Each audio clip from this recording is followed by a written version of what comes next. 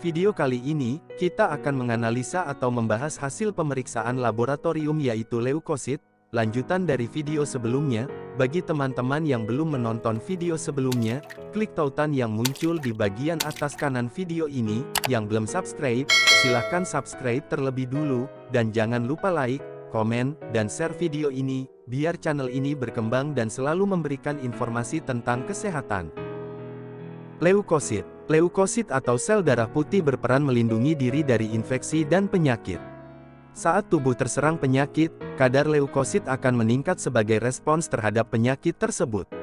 Leukosit tinggi dapat menjadi tanda bahwa ada sesuatu yang tidak normal dalam tubuh seseorang. Jumlah leukosit normal. Leukositosis terjadi ketika jumlah sel darah putih yang terdapat dalam tubuh lebih tinggi dari jumlah normalnya. Jumlah sel darah putih normal berbeda-beda, tergantung pada usia. Berikut ini adalah jumlah normal sel darah putih per mikroliter darah, berdasarkan kelompok usia. Setiap rumah sakit punya standar rujukan masing-masing. Bayi yang baru lahir, 4.000 sampai 34.000. Balita 3-5 tahun, 4.000 sampai 12.000. Remaja, 12-15 tahun, 4.500 sampai 9.500. Dewasa, 15 tahun ke atas, 4.000 sampai 11.000.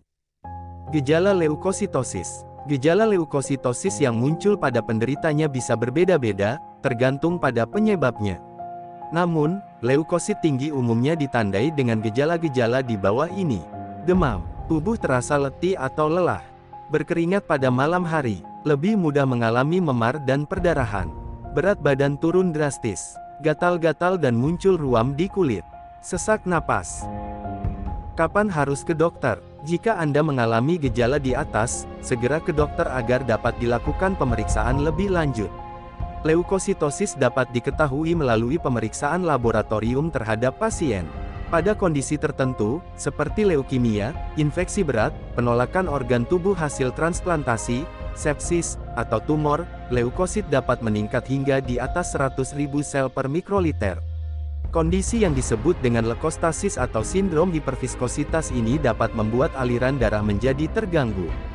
Sindrom hiperviskositas jarang terjadi tetapi tergolong kondisi gawat darurat sehingga harus segera ditangani oleh dokter. Segera ke IGD bila Anda menderita kondisi di atas dan mengalami gejala leukostasis berikut ini. Gangguan penglihatan, perdarahan di mulut, lambung, dan usus. Gejala stroke, sesak napas. Penyebab leukositosis. Secara umum, leukositosis terjadi akibat beberapa faktor berikut. Reaksi obat yang menambah produksi sel darah putih. Peningkatan produksi sel darah putih untuk melawan infeksi. Kelainan sistem kekebalan tubuh, yang meningkatkan produksi sel darah putih. Produksi sel darah putih tidak normal karena gangguan di sumsum tulang. Beberapa contoh kondisi atau penyakit yang membuat pengobatan leukositosis. Pengobatan untuk menurunkan jumlah sel darah putih tergantung pada penyebabnya. Beberapa metode pengobatan leukositosis adalah pemberian obat antibiotik, jika leukositosis disebabkan oleh infeksi bakteri. Pemberian obat antihistamin, jika leukositosis disebabkan oleh reaksi alergi. Penghentian atau penggantian obat, jika leukositosis disebabkan oleh efek samping obat. Pemberian obat anti radang antiinflamasi, jika leukositosis disebabkan oleh peradangan. Kemoterapi, radioterapi, dan transplantasi sumsum tulang, jika leukositosis disebabkan oleh leukemia. Pencegahan leukositosis tergantung pada penyebabnya. Langkah-langkah pencegahan tersebut mencakup menghindari hal-hal pemicu alergi, berhenti merokok, menerapkan pola hidup bersih dan sehat untuk mencegah infeksi, tidak mengonsumsi obat sembarangan, khususnya obat untuk peradangan, dan mengonsumsi obat sesuai instruksi dokter.